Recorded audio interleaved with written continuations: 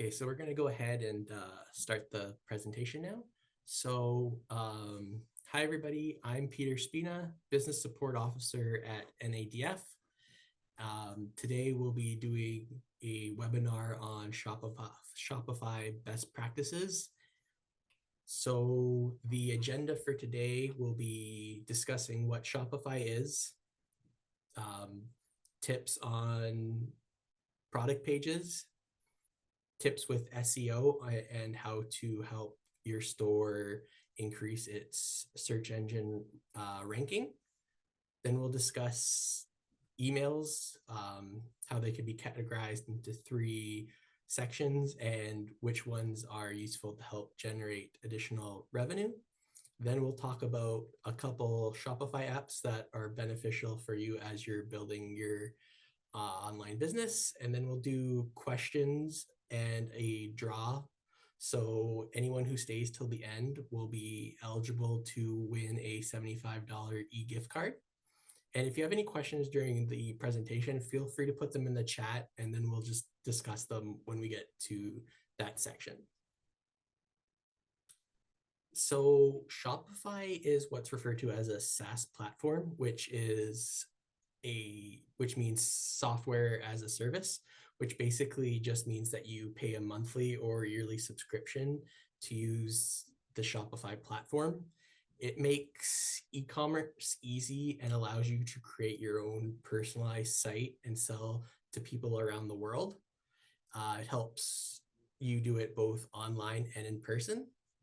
So basically, Shopify takes the hard part out of building a website and makes it so you have pre-built layouts. So all you really need to do is drag and drop your images, include the text, and select the color palette to your liking. It's also great for any business stage. So if you're just starting out selling online, if you're looking at growing your online presence, or if you're just focused on running the business as a whole, Shopify is a great platform that allows you to do any of those options. So as I said, so shopping online, when you create your Shopify store, you have access to selling to everyone online, but they also allow you to create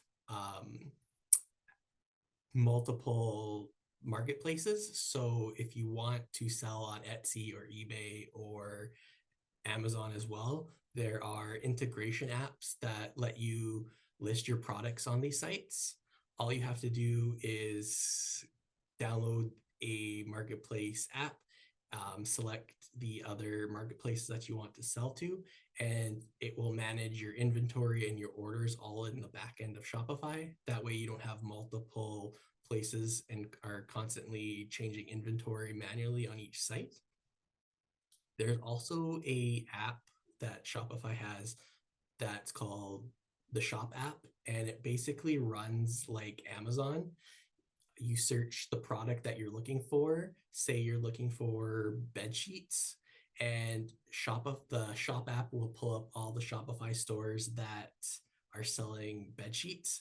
So that way you don't have to like Google bed sheets. You can just use their app, and it will drop in stores that sell the product that you're looking for.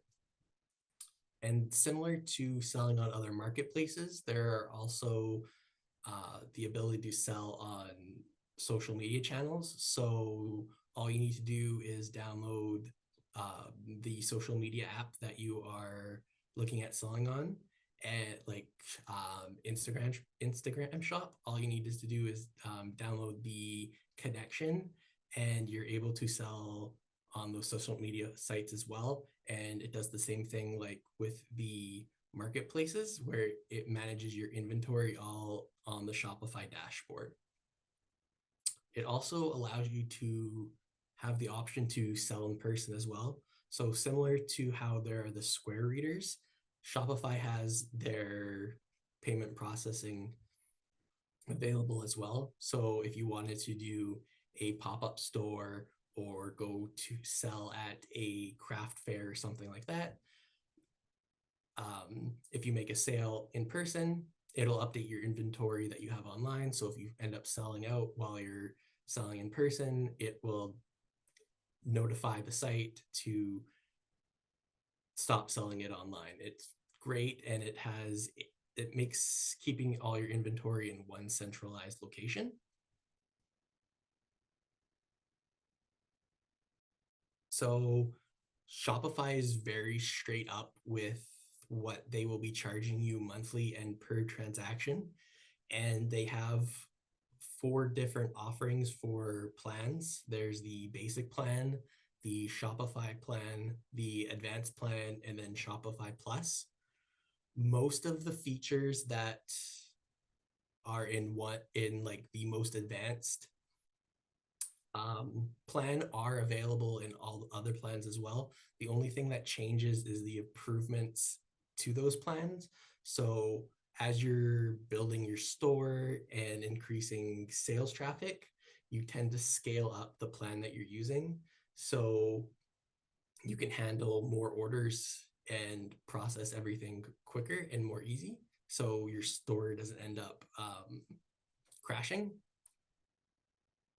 So for an example, just looking at the plans, as you move up, the credit rate percentages decrease. So basically what Shopify can do for you is process all your orders. So you don't have to set up accounts with like MasterCard and Visa. Shopify can process orders with those cards already, Discover Card, Amex. They can take whatever the shopper uses to pay. They will process the order and then pay you out bi-weekly or monthly, depending on how you want to set all of that up. And normally when you start, it's a best idea to start at the basic level, and then as you're growing your business, move up to like the second level. That way you're not overcharging for additional accounts that you might not need yet. So it's always a good idea to start with the basic plan. So some of the features that Shopify has are their templates, the payment processing that we spoke about moments ago, secure checkout, blogs, the marketing tools, shipping platforms, their analytics tools, and their 24-hour support. So with templates, Shopify provides multiple free themes to your site, so you can control the layout.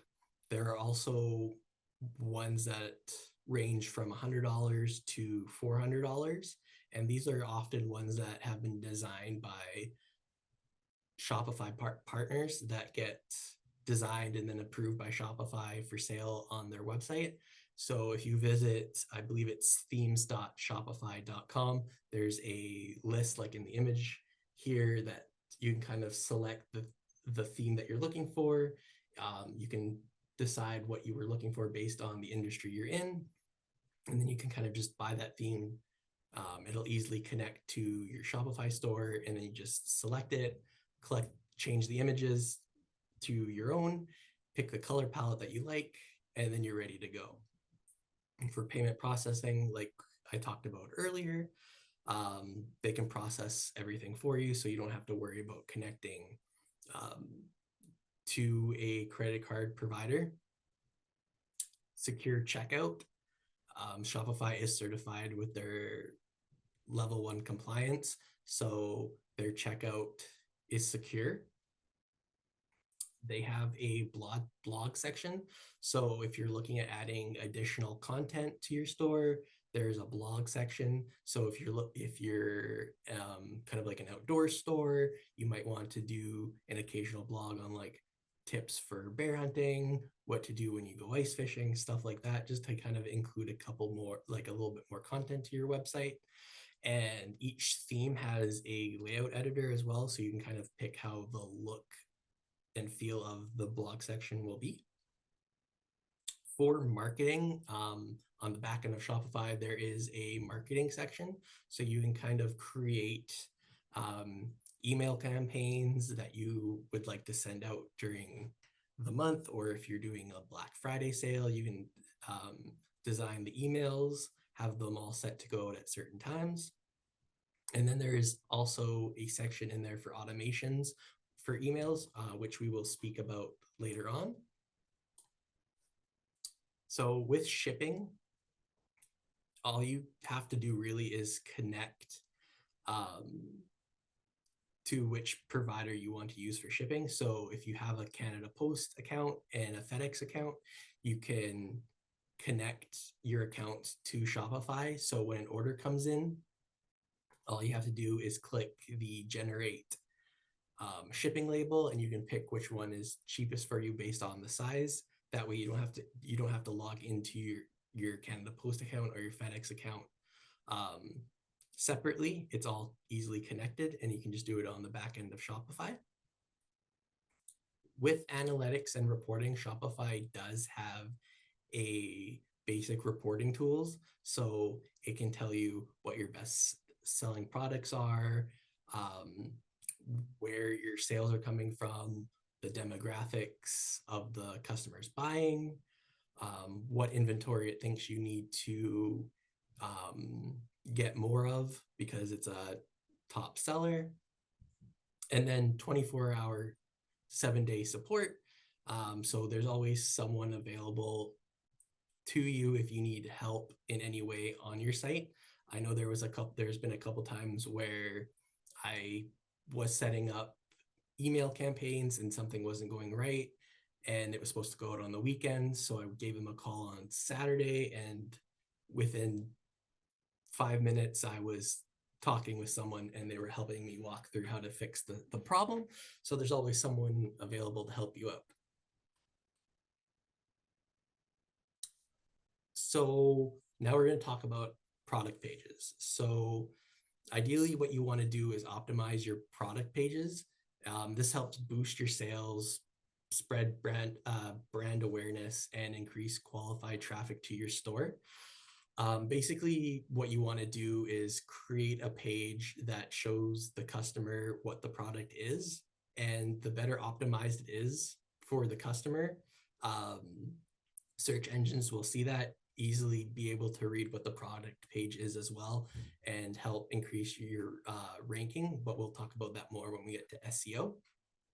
And a few of the ways to optimize a product page are to have good product descriptions, high quality images and videos, have clear shipping information, have the call to action, and have user generated content. So with product descriptions, you're going to want to provide all the details and info about the product that you have without overwhelming the customer. You want to be clear, concise, and compelling. There needs to be a good description persuades the customer to purchase the product. So when you're coming up with your descriptions, you kind of want to consider what the customer needs to know about the product, how you want it to read, and what makes your product special.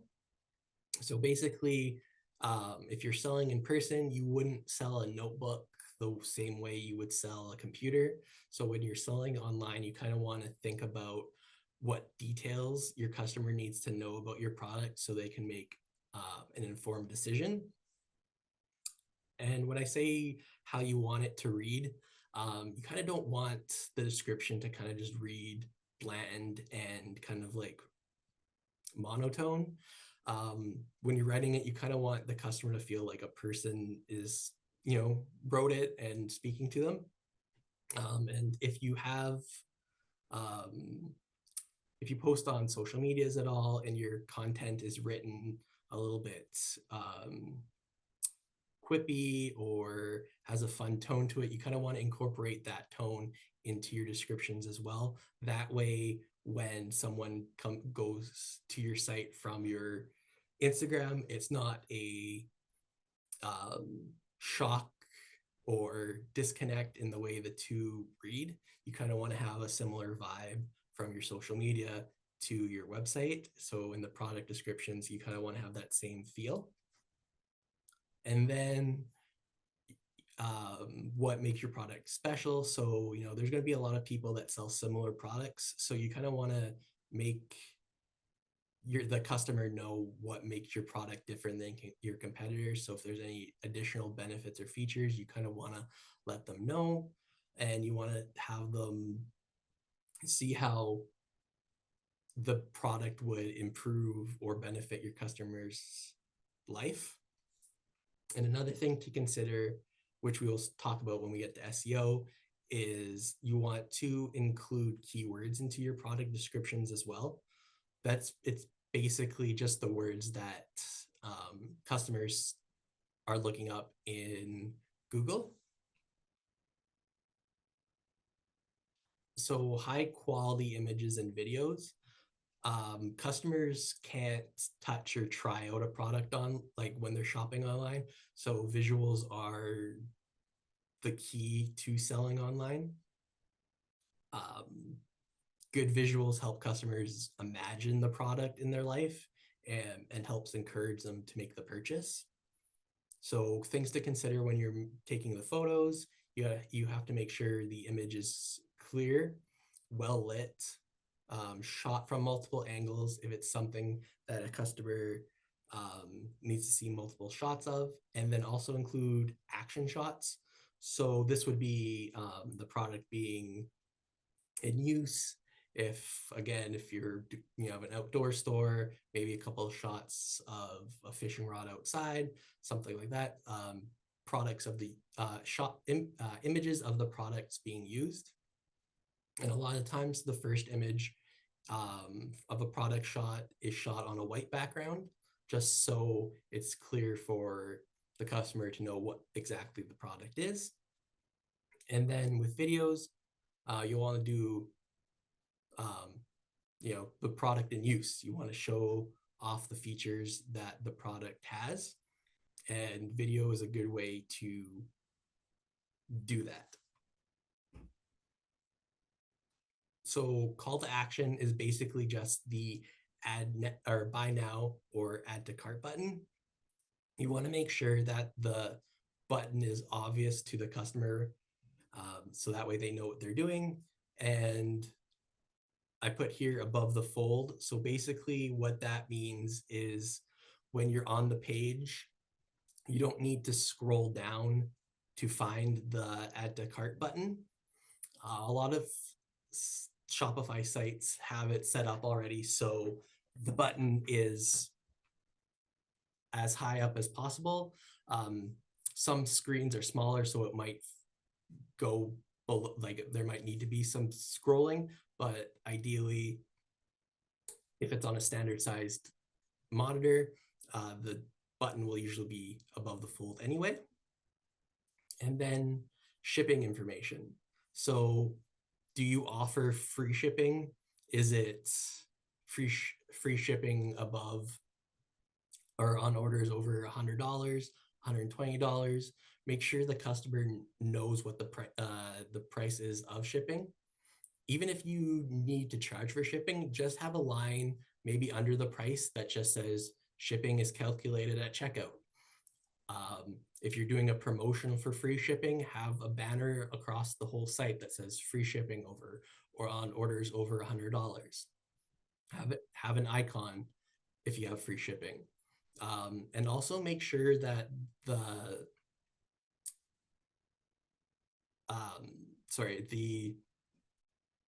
shipping policy is easily available for the customer to see. So even if you have free shipping, just make it so if you click the words free shipping, it links to the shipping policy. That way customers can see what the full details are for shipping. User-generated content is going to be the reviews, the rankings, frequently asked questions that customers ask, and any images that they submit for their reviews as well. This kind of just helps the site look more real and trustworthy. It helps give customers a better idea of what the product is. if someone's searching for your product on or your store online and they're on Google and there's a product but it has no reviews, it might not be purchased. But if there are multiple 4 or 5-star reviews and images of the product being used, then you're more likely to generate more sales.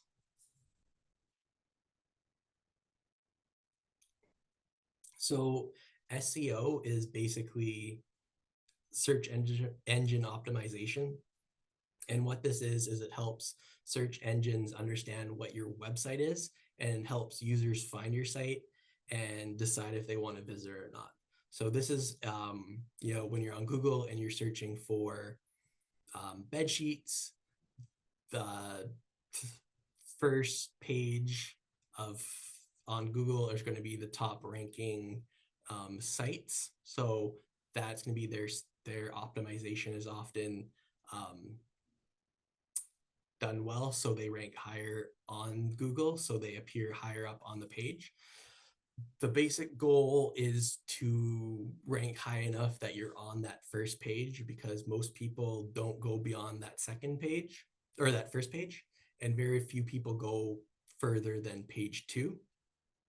So basically, the higher you rank, the more people will see your site. If you're targeting keywords, then you're going to be in front of the right audience, which means the right people will see your site, so they'll be more willing to go there and more accepting of making a purchase from your website. So there's a lot of ways to improve SEO. It's pretty much a career. So these are just a few of the many ways to improve your SEO on your site. Site structure, customized URL, relevant keywords, product page optimization, reviews, and proper pages. So site structure is basically how your website is organized and how all the pages relate to each other. You kind of want to group related content together and make it easy and to follow and flows in a logical hierarchy so that your customers can understand it and the search engines can also freely follow the pages. And this can kind of be shown as an example for like the top menus, where you'll have sales if it's a clothing store, if it's men or women, and then you hover over there and the menu drops down and breaks everything down further. So as the example here, category to subcategory to product page. And for an example, I was just on 𝗪𝗶𝗹𝗹 last night searching for clothing. So your categories here in the menu would be your new arrivals, men, women, and special offers. If you hover over men, it takes you down to the subcategories, which are new arrivals, clothing, shoe and accessories, featured, editorials, and gift cards. So the subcategories from clothing would be coats and jackets, suits, pants. Everything kind of flows from men. Then you're looking into clothing. Then you're looking into the subcategory of shirts. You hit t-shirts, it takes you to, you hit shirts, it takes you to the shirts page, and then you can dive further in through style, or you can look at the collection as a whole and all the products that fall under shirts are under shirts. And what Shopify does for you as well, it provides a sitemap so you can fully see the layout of how the hierarchy works for your website. So in this one example, everything on the left is the women's category, and it breaks it down from new arrivals, clothing. Below that has the dresses and everything like that. The middle one was men, so new arrivals, clothing, and then it breaks it down to the categories. So sweaters and cardigans, and then from there it breaks it down even further to the types of sweaters and the types of cardigans. So there's a logical process in which the customer can start off at clothing and then filter down to what they're looking for. With customized URL, so when you start your website with Shopify, by default, it'll just generate a random number for your store, and that's what your URL would be. So as the example here, 86534.myshopify.com would be what the URL would be. So if someone was on Google, they're looking for bed sheets, they type it in, your store comes up, and that's the URL. It doesn't really look like a proper website URL, so people might just not go there based on that. So what Shopify does is it gives you two options. So you can either just change the number to a name. So here you have brand.myshopify.com, which makes it look more legitimate. Or what you can do through Shopify is buy a domain. So then that way it's just your brandname.com, or it could be your brand.store or brand.shop. There are multiple options for you, but essentially that's just the .com section. So your domain would be .com. So if we're betting.com, that looks more ideal to click on than just a random string of numbers. So relevant keywords. So keywords, like I said before, are just the words that people use to search on Google, and knowing what words they're using helps you kind of include that in your product descriptions and any other content on your website. So if someone's looking for, say you sell desks, and someone Googles corner desk, if you have corner desk as the product title and the words product or the words corner desk in the description as well, Google will say this page is relevant.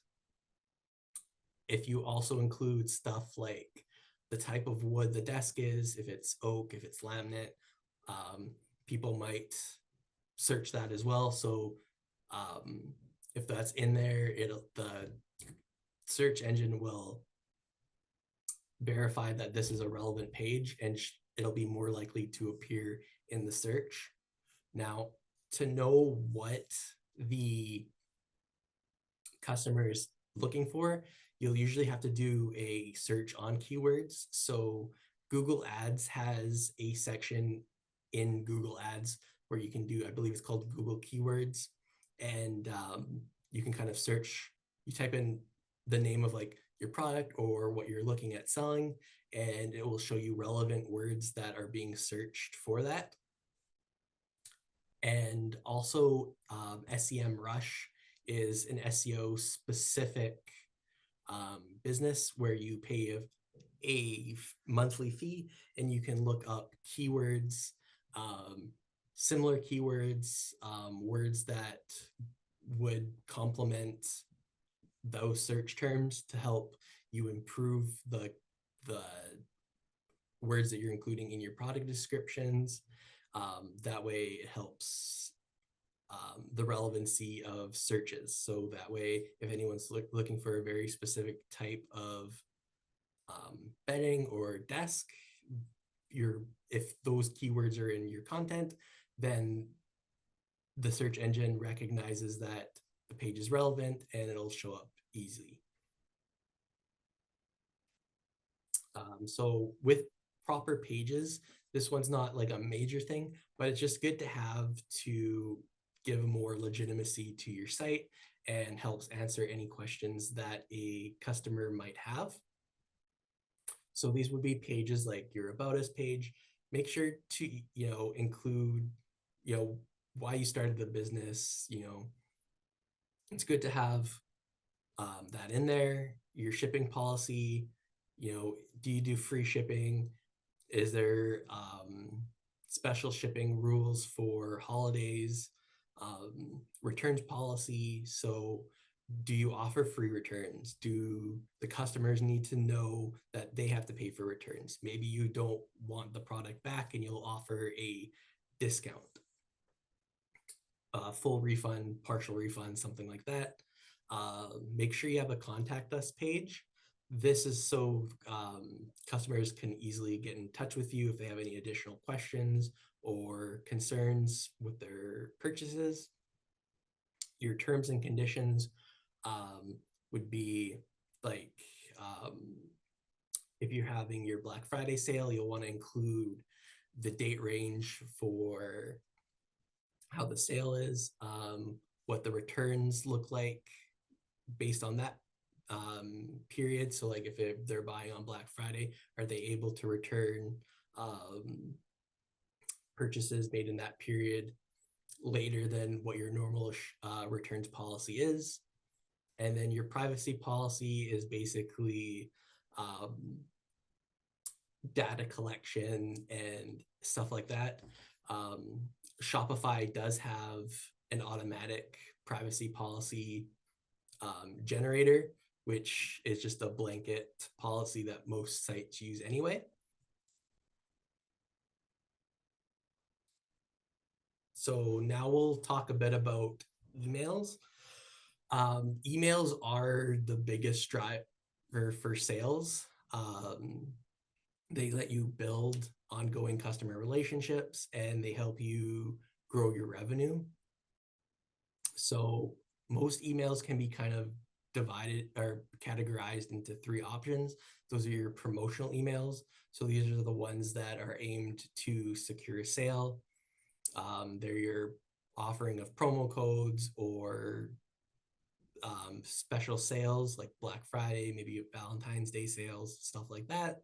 Your engagement emails are for generating that relationship with a customer so you can stay top of mind. And then your automated emails are triggered on special or specific actions. These are going to be like your abandoned cart emails, your we haven't seen you in a while emails, hey, we saw you, check this out, you might like this. And these are going to be those ones that will help generate and grow your revenue. So before you can start sending emails, you need to have subscribers. So this is why a lot of emails will have that initial pop-up that says, enter your email here to join our email list, and we'll give you like a 10% off your first order. This is a great way to start generating an email list. Another way to get emails are for when customers create accounts on your website. There's a option for them to opt out of your emails, but you could have it set up so when they create an account, their address gets put into your email list. So promotional emails, these, like I said before, these are the ones that focus on generating your sales. Types of these emails include your discounts and special offers. So if you're having a site-wide sale, if you're having, say you're having 30% off all fishing rods, or all bedding is on sale, buy one, get one free, or something like that. These are going to be the emails that you send out to generate additional sales. If you're coming out with a new product and you want your customers to know about it, you could send out a new product alert where you might have, hey, this is a new product we're having. It comes out on this day and we're going to have a 10% off for the first 24 hours or something like that. And then these are also going to be the ones where you're going to promote your best-selling products. And it's just a way to remind shoppers what your top performer products are and why people like them. And maybe someone subscribed to your site, hasn't really checked it out yet. They'll see like, oh, this is a top seller. Let me go check this product out.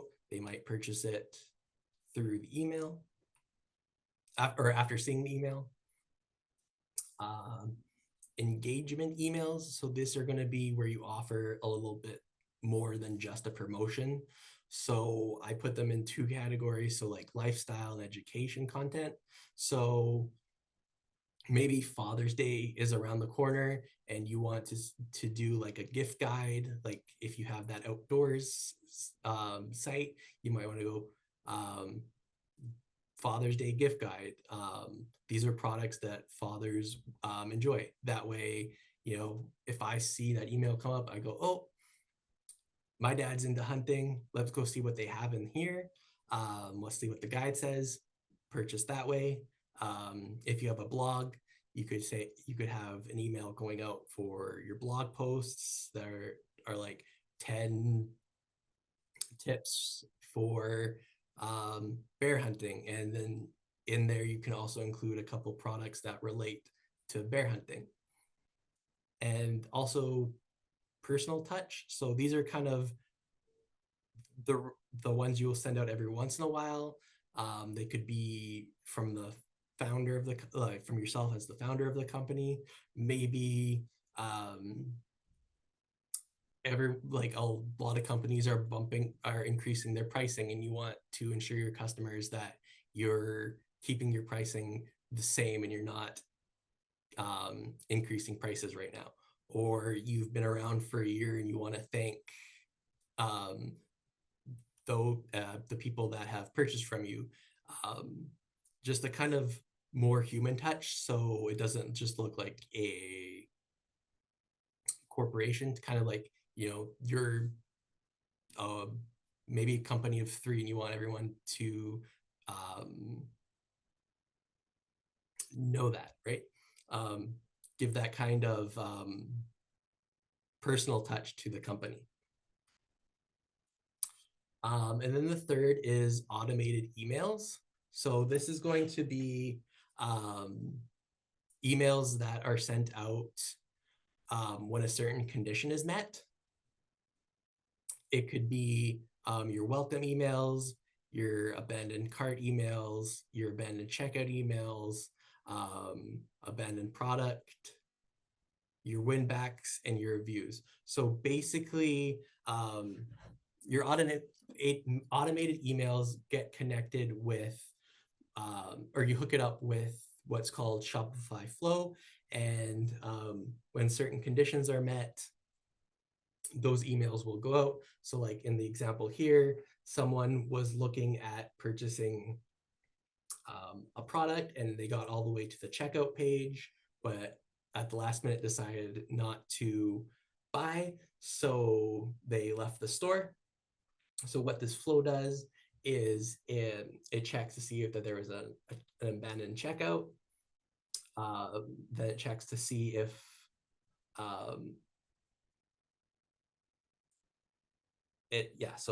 then just does a second check to make sure they didn't check out. It looks to see what the price is of the cart. So if it's more than $0, then what it does is it'll wait 10 hours, check to see if the customer has placed an order or not since entering this flow. If they haven't, then if any of the products that were in their checkout are still available, then it will send a email out. These are similar to like the ones where when you get hey, you might have missed this, or hey, you forgot to do this, or if you're buying shirts, hey, don't forget these shirts are still in your cart. Just life gets in the way, and sometimes a customer might have forgotten to finish the purchase, and it's just a good way to keep your business on the top of their minds. So a few of the apps that I think are useful to have on your store are there's one for ads, and this one's called 𝗪𝗲. They have free and paid plans, and they are great for running retargeted ads to customers who visit your site. and they're able to show up on websites and social media. So these are going to be the ones that, like when you're going on a site and you're looking at a shirt or a fishing rod or something, and then you go onto social media and you're scrolling Facebook and then it pops up as an ad there. That's kind of what 𝗪𝗵𝗹 does. It's basically staying visible to potential customers and helps stay on top of mind without being too intrusive with constant emails. So, maybe they looked at, like I said, a shirt or something, then they're thinking about making the purchase. They're scrolling Facebook, they see an ad for it again, they go, oh, maybe I'll buy it. Then 10 hours after they originally looked at it, they get that email that says, hey, there's something in your cart. They take a look at it and they make the purchase.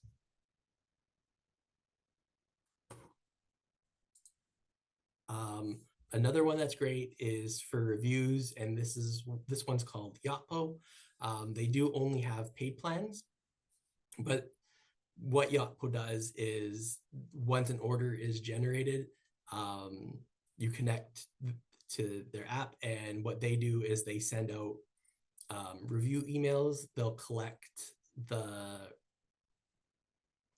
reviews, the star ratings, and instantly put it onto the product page.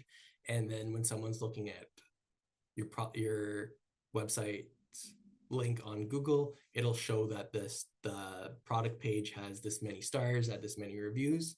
And it also collects any images that your customers might include in your reviews and create a carousel of user-generated images that you can apply to your specific product pages. That way, your customer can have a better idea of what the product looks like in real life.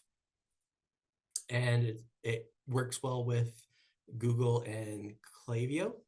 So 𝗪𝗪𝗹𝗹 is the third app that is very useful. They do have free and paid plans. And these are for when you want to do more complex email automations.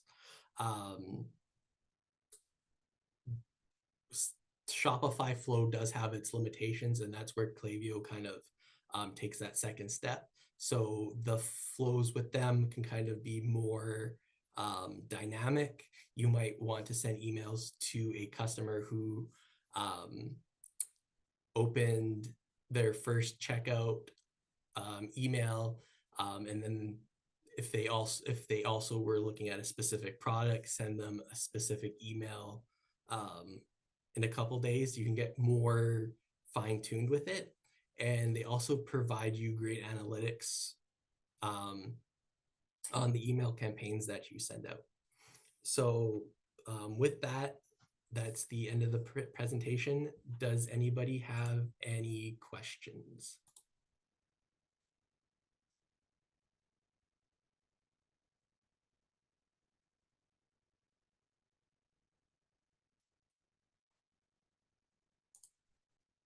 If not, we can go straight to the wheel. I'll just pull that up real quick.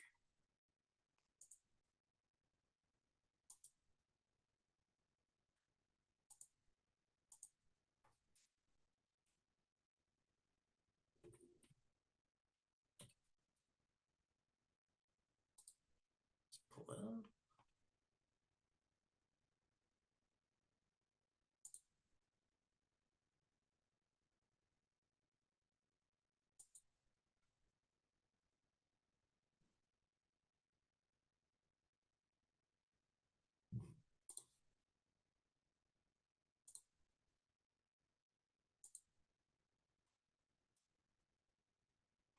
Okay, so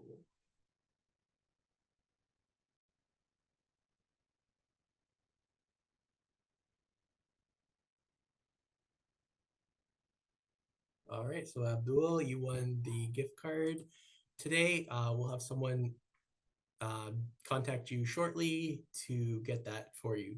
Thank you all much for attending. With that, that ends the presentation. So thank you so much.